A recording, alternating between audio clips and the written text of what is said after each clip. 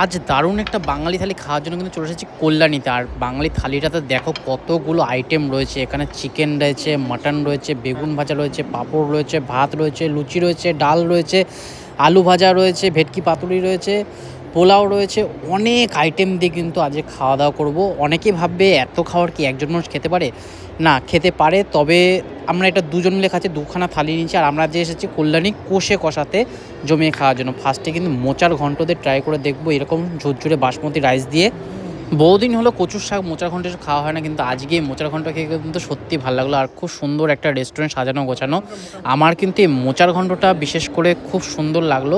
তবে হ্যাঁ, বাড়িতে যদি করা হয়, বাড়িতে মনে হয় আমার দিদারা যেরকম করতো আগে খুব সুন্দর করতো, এর থেকে আরও বেটার হতো। কিন্তু মোটামুটি ঠিকঠাক আছে। কিন্তু এই মাংসটা, মাটন কষাটা লুচি দিয়ে অসাধারণ লাগলো, মানে কোনো কথা হবে না। এরকম মাটন আমি তো এ জন্মে হয়তো বানাতে পারবো না। আমার মাটনটার আলাদা কোয়ালিটি হয়, কিন্তু এরকম মাটন কীভাবে বানিয়েছে সত্যি। মানে কষিয়েই করেছে মাটনটাকে, খেলে বোঝা যাচ্ছে। আর দারুণ লাগছে, লুচি দিয়ে কিন্তু খুব সুন্দর লাগছে। এটা আমি সাদা ভাত দিয়েও খাবো, পোলাও দিয়েও খেয়ে দেখবো, কারণ মাটনটা আমার সত্যি এখানকার দারুণ লেগেছে। তোমরা যদি কখনো কষে কষা আসো, মাটনটা অবশ্যই ট্রাই করে দেখতে পারো, যদি কল্যাণীতে আসো। আমি জানি না অন্য কোনো ব্রাঞ্চের কথা, তবে আমার কিন্তু কল্যাণী ব্রাঞ্চে এই কষে কষা মাটনটাও অসাধারণ লাগলো খেয়ে। তবে এই মাটনটা বাবার হাতে খাওয়ার মানে বাবা যে মাটন বানায় যেরকমভাবে, ওরকম মাটন কষাটা লাগছে। এই মাটন কষা আমি ঠিক ওরকমভাবে বানাতে পারি না, আর বিয়েবাড়ির মতো না, কিন্তু খুব সুন্দর মাটন কষাটা আমার ভীষণ ভালো লাগলো। আমি 2 পিস নিয়েছি, 2 পিসই আমি মাটন খাবো, ও খাবে চিকেন কষা। ওর থালিটা একটা কিন্তু বড় থালি রয়েছে, যেটার মধ্যে কিন্তু ভেটকি পাতুরি সব রয়েছে। আর একটা ডাল দিয়েছে, ডালটা এত সুন্দর সোনামুখ ডাল। আর এখানে পিস রয়েছে। আর এখানে আমি একটু নিয়ে নিয়েছি কিন্তু আলু ভাজা, আর বাদাম দিয়ে রয়েছে আলু ভাজাটা, খুব সুন্দর লাগছে। ডাল দিয়ে বা আলু ভাজাটাকে দারুণ লাগছে, সেজন্য একটু লেবুও দিয়েছে। লেবুর চিপে একটু ডাল দিয়ে আলু ভাজা দিয়ে খেতে কী যে ভাল লাগে কিছু বলে বোঝাতে পারবো না। এটা কিন্তু রয়েছে ফুলকপি আলুর তরকারি মটরশুঁটি দিয়ে, কত সুন্দর কালারফুল। দেখো ফুলকপিগুলো একদম গলে গেছে, আলুগুলো ছোটো ছোটো পিস দিয়েছে। আরে দেরাদুন রাইস দিয়ে কিন্তু সত্যি অসাধারণ লাগছে খেতে। এইসব খেতে কিন্তু খুব দারুণ লাগে, আর খাওয়ার পরে না ঘুমও পায় বিশাল। আর মাটনটা তো আমার সত্যি লুচি দিয়ে দারুণ লাগলো। আর ফুলকপিটা কিন্তু অ্যাজ ইউজুয়াল খুবই সুন্দর বানিয়েছে। ফুলকপিটা দেখো একবার কত সুন্দর কালারফুল হয়েছে। এটা কিন্তু লুচি দিয়ে ফুলকপি তরকারিটা দারুণ লাগবে। কিন্তু আমি মাটন কষা দিয়ে ট্রাই করে নিয়েছি, আমার লুচিটা শেষ। যাই হোক, রাইসটা একটু কম ছিল, সেজন্য একটা এক্সট্রা রাইস নিয়ে নিয়েছি। এক্সট্রা রাইস কিন্তু 100 টাকা পড়েছে, এটা আমরা দুজন শেয়ার করে খাবো।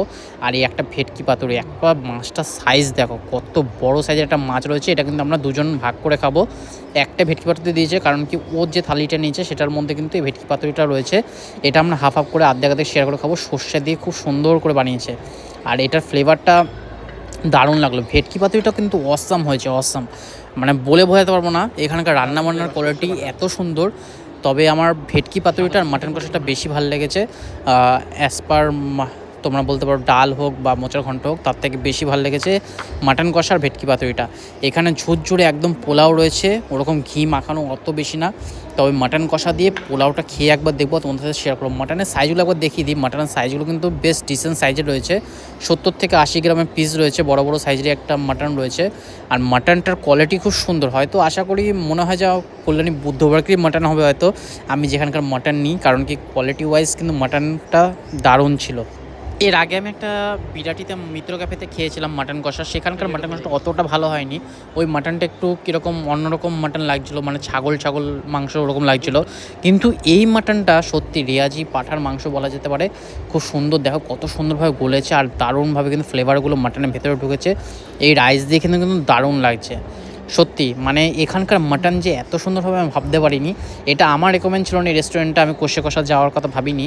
আমাকে মৌ বলেছিল, মানে ও বউ বলেছিল যেতে কষে কষাতে খেতে। কষে কষাতে খেয়ে সত্যি আমার দারুণ লাগলো। নেক্সট টাইম আমি আবার ট্রাই করব কষে কষাতে এসে খাওয়ার। তবে আমি শঙ্করে যাওয়ার আবার চেষ্টা করবো, কারণ শঙ্করের রান্নাবান্না আমার দারুণ লেগেছিলো।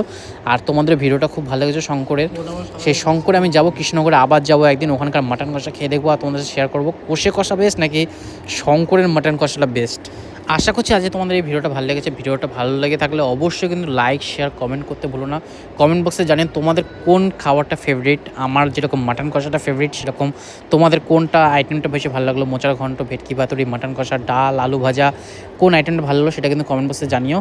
আর এরকম সুন্দর সুন্দর কন্টেন্ট ভিডিও অবশ্যই কিন্তু পেজটাকে ফলো করে নাও, সবার সাথে শেয়ার করে নাও। শেষ পাতে একটু চাটনি আর পাঁপড় দিয়ে শেষ।